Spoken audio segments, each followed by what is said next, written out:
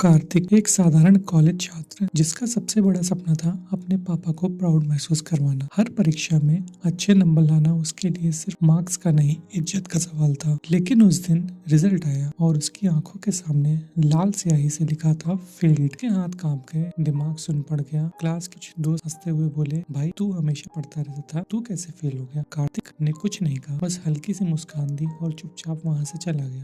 रात को जब सब सो चुके वो अपने कमरे में अकेला बैठा था। खुद से सवाल कर रहा था, क्या सारी मेहनत बेकार चली गई? क्या मैं सच में किसी काम का नहीं? उसने मोबाइल उठाया। सोशल मीडिया पर सब अपनी खुशियां पोस्ट कर रहे थे। किसी ने लिखा टॉपर अगेन, किसी ने प्लेसमेंट डन, और उसके दिल में एक ही आवाज गूंज रही थी, तू पीछे रह गया। अगले दिन कॉलेज में उसका मन नहीं लगा। क्लास में प्रोफेसर ने देखा और पूछा, कार्तिक क्या हुआ? आजकल तुम बहुत चुप हो। कार्तिक ने धीरे से कहा, सर बस रिजल्ट अच्छा नहीं आया। प्रोफेसर मुस्कुराए और बोले, रिजल्ट अच्छा नहीं आया या सोच अच्छी नहीं रही? फर्क समझो कार्तिक, सिर्फ रिजल्ट एक नंबर है पर सोच वो असली ताकत है। उसे एक लाइन ने कार्तिक के अंदर कुछ बदल दिया। उसने खुद से कहा, अब मैं रिजल्ट नहीं खुद को सुधारूंगा। वो दिन उसके लिए टर्निंग पॉइंट बन गया। उसने अपने फेलियर को एक प्रोजेक्ट बना लिया। हर गलती को लिखा, हर कमजोरी हिस्से को समझा, फालतू मोबाइल स्क्रॉलिंग बंद की, हर दिन सिर्फ 2 घंटे डिस्ट्रैक्शन फ्री स्टडी टाइम रखा, और सबसे जरूरी उसने दूसरों से तुलना करना छोड़ दिया। धीरे धीरे उसे पढ़ाई में मजा आने लगा। अब वो टॉपर बनने के लिए नहीं पढ़ रहा था, बल्कि बेहतर इंसान बनने के लिए पढ़ रहा था। कुछ समय बाद कॉलेज में एक मोटिवेशनल टॉक हुआ। स्पीकर ने कहा, कभी कभी भगवान हमें फेल करते हैं ताकि हम असली रास्ता खोज सकें। कार्तिक मुस्कुराया। उसे लगा ये बात उसके लिए ही कही गई है। कुछ महीने बाद इंटरनल एग्जाम हुए। कार्तिक ने बिना किसी डर के परीक्षा दी, और जब रिजल्ट आया वही लड़का जो सब पहले फेल हुआ था अब पूरे क्लास के टॉप 3 में था। सबने तालियां बजाई। दोस्तों ने पूछा,